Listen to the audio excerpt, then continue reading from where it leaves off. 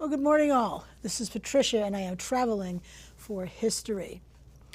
On today's show, I'm going to talk about a research component of what I do for my channel.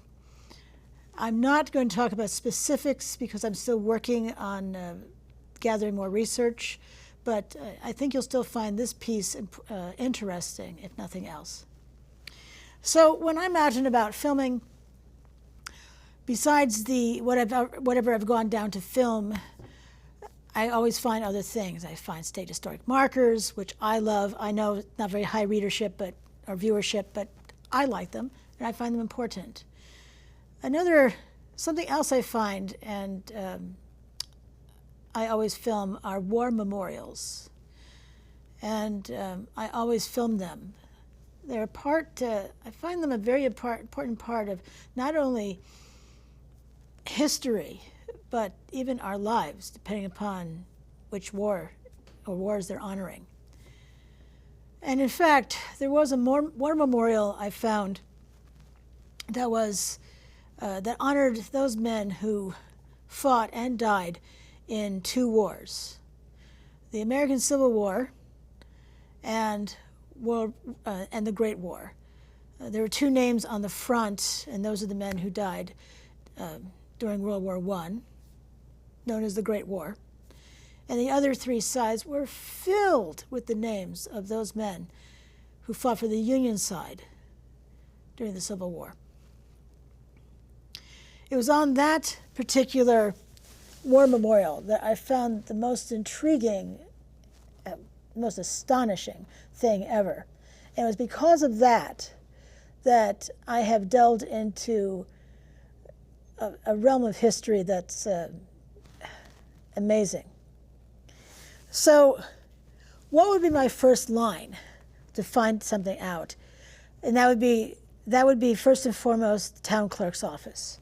Now, I already knew that the town clerk there was very helpful because I had been visiting a cemetery nearby and found a man from a different war. She pulled out all the stops and provided me information on that particular man. The one I was just talking about, this war memorial, records burned. She really didn't have anything. But she suggested I call another town clerk's office, and I should contact the Vermont State Archives and Records Administration. And I'll get to that place in just a moment. So the second town clerk's office I called. Now, I would be curious, and you can put this in the comments below, if anyone else out there thinks this way. And if not, well, oh well. I guess for me. But I was thinking so intently I was calling about this one man that I was just focused on that. So when I called this other town clerk's office, I started with, well, I'm calling to find out more information about a person. And I was thinking again, historical person. And the town clerk told me, well, state law says I cannot share any information about anyone, blah, blah, blah, which makes sense. So yay for that state law. I said, well, if I told you that he fought during the Civil War, would that matter? Oh, you mean genealogy. I thought she was going to transfer me to a different department. No, she just put a different hat on. Alas, though, their records also burned. Very frustrating, to say the least. But I decided to go ahead and call the Vermont State Archives and Records Administration. That's quite the name, by the way. And spoke to a woman there who found the topic very interesting. So interesting, in fact, that she sent me an email with all sorts of links. And I'm going to walk you through these links. In fact, there's the State Archives picture. That's part of their website. But we can see they have an online guide that you can conduct research at their location, and they have a record request form as well. So it's amazing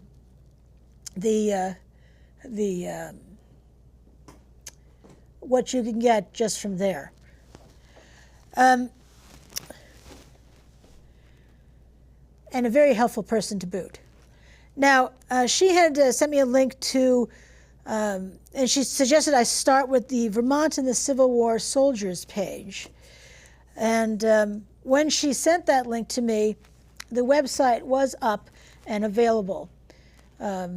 Unfortunately, nowadays, as you'll see in just a moment, it has a 404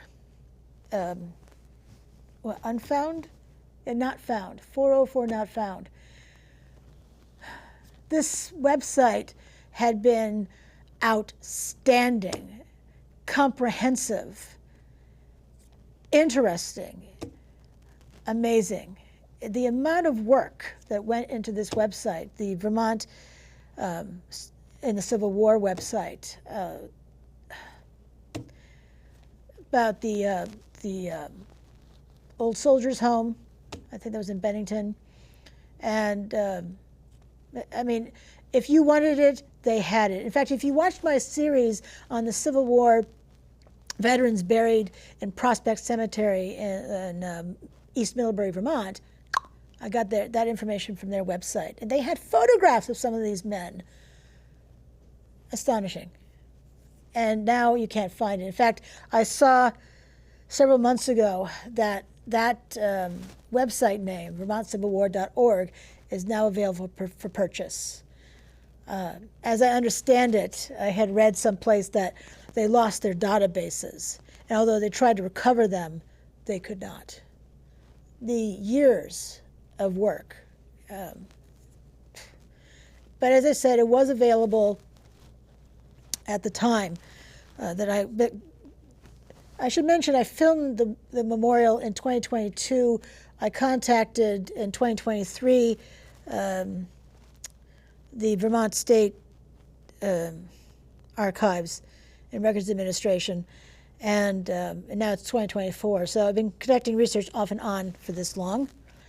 And then she also suggested this Hathi Trust catalog,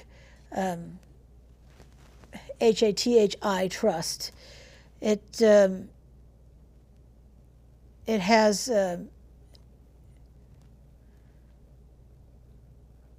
amazing list of, in fact, we can see here, revised roster of Vermont volunteers and list of Vermonters who served in the Army and Navy of the U.S. during the War of the Rebellion.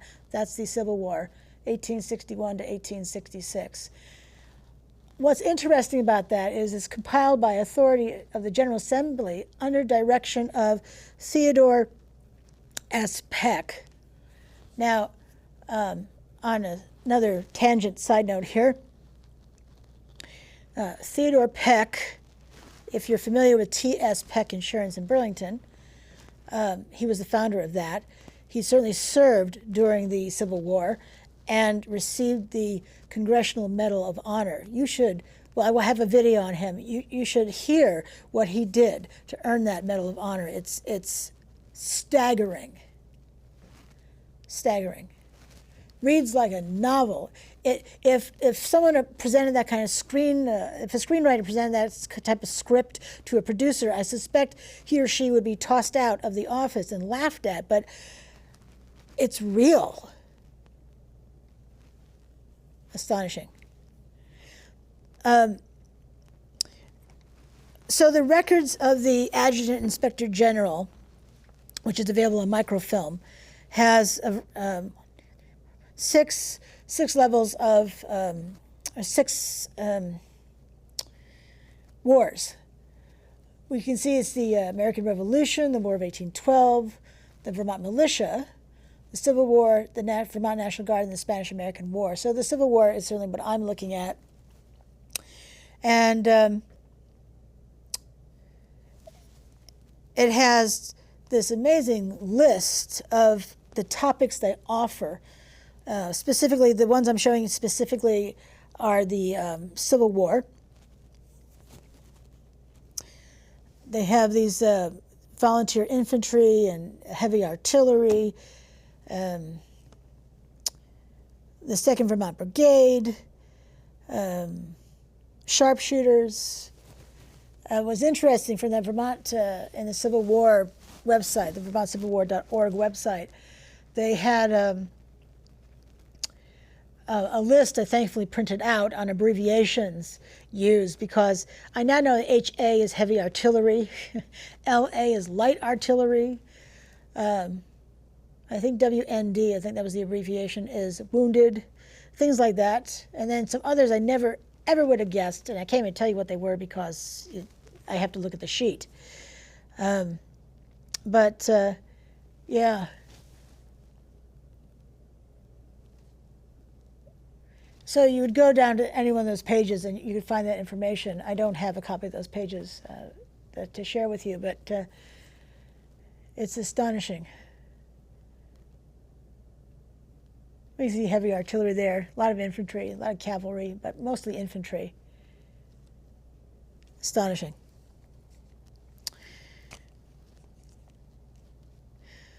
By doing this research, I contacted a third town clerk, and as I recall, there wasn't much information, and very helpful though. And then the 4th town clerk's office as well. I know, it's staggering, isn't it? 4 town clerk's offices, and all these links as well. The 4th town clerk's office didn't have any burial information, which in any of the cemeteries in Burlington.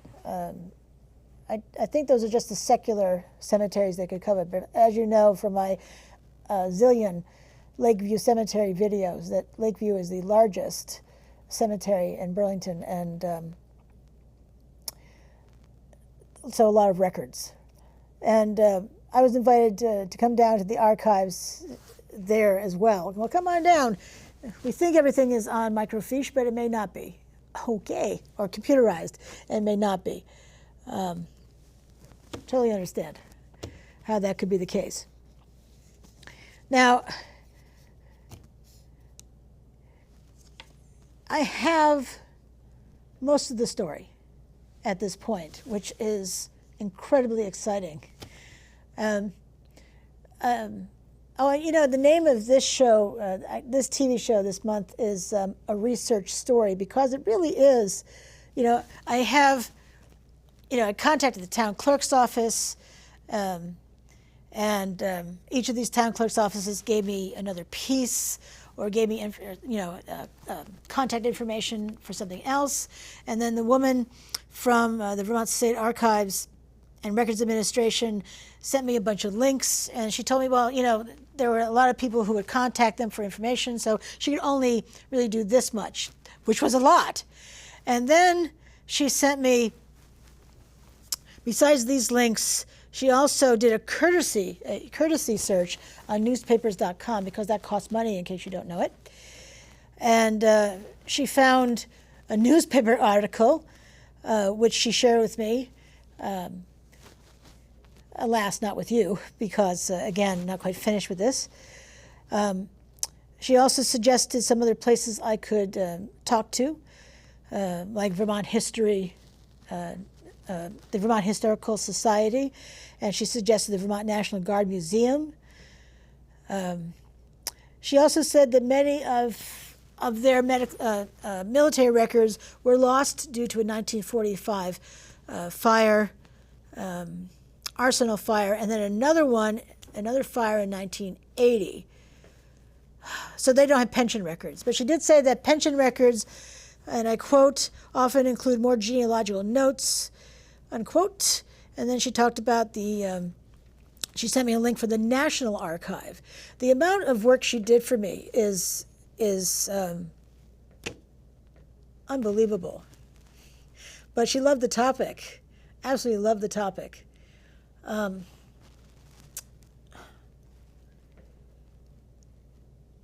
me to come on down and use their research library. I mean, it's open to the public.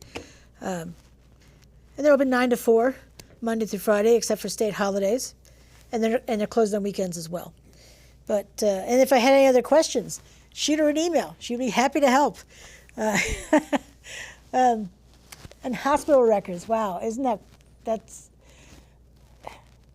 I love that kind of stuff. I think most of us think, when we think about war, we think about the infantry and heavy artillery and those kinds of things. But to see that hospital records, very important indeed. And I am incredibly interested in Medal of Honor recipients. I have a variety on my channel at this time. And then we have topical correspondence and miscellaneous records.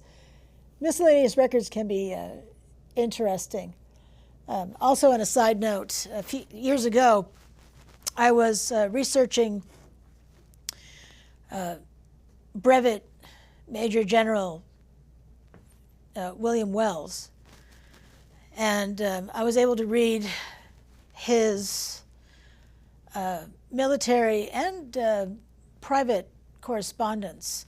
They have it at Special Collections at the University of Vermont. These two library boxes full of these records. It was absolutely fascinating. So, donned the white gloves and read these letters. It was really incredible.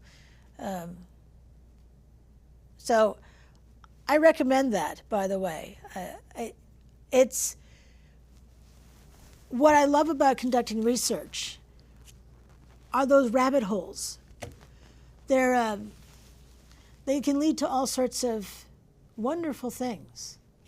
It can veer off into some other topic, which of course I love and will note, and then with any luck, it's the topic I'm looking for. Fascinating material, fascinating. So, I discovered something recently by accident. I love those kinds of things almost better than anything else. So I need to reach out to just a regular person like such as I, and trying to tie up some loose ends before I can create this video. But the story is amazing, and I was sharing it with Kevin, my producer today, and he thought it was really interesting too. So if you go to my channel and try to find which war memorial I'm talking about, I took it down. I'll put it back up after this other one goes up. But it's on this. The archivist also. She's an archivist too. Her name is Marissa Dobrik, by the way. I think that's how you pronounce her first name. Incredibly helpful. But she also suggested Fold 3, which is another newspaper archive available online, like newspapers.com. There's fold3.com. I think Fold 3 is typically military, but I could be wrong about that, but I think that's the case.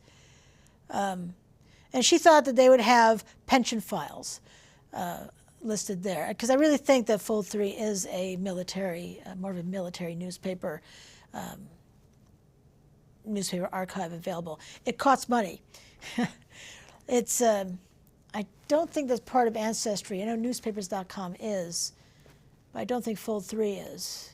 But you can let me know in the comments below when Ancestry goes on sale again in a couple of months. I'll buy another 6-month membership to that, because it's absolutely fascinating material.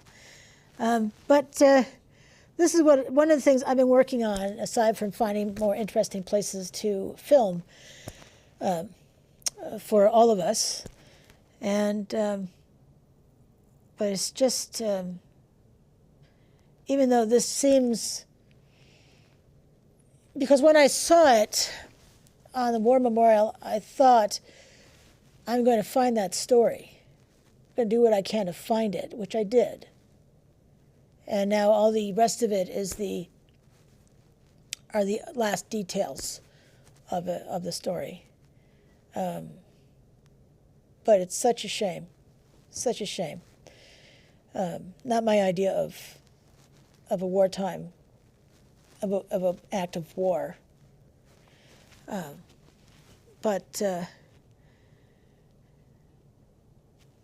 keep your eyes peeled. And you'll want to watch. You'll likely want to watch the other Civil War men. There was a variety of 5th Regiment men buried at Prospect Cemetery in East Middlebury, who were captured and spent time, a short amount of time, 2 weeks maybe, as POWs, prisoners of war, before they were able to return to fight again.